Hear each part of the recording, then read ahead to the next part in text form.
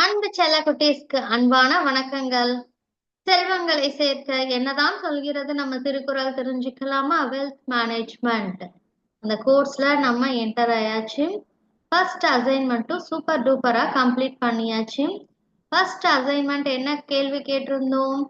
அதாவது என்னென்ன வழிகள்ல செல்வங்களை சேர்க்கலாம் இல்லையா? சரி, நீங்க பல வழிகள் சொல்லி இருந்தீங்க. இன்னைக்கு நம்ம திருவள்ளுவர் தாத்தா கிட்டயும் இந்த கேள்வியை போய் கேட்கும் பொழுது அவர் சில வழிமுறைகளை சொல்லித்தரார். சரிங்களா? அதுல முதல் வழிமுறை என்னன்னா முயற்சி. சரிங்களா? முயற்சியால செல்வங்களை சேர்க்கணும் அப்படின்னு சொல்லித்தரார்.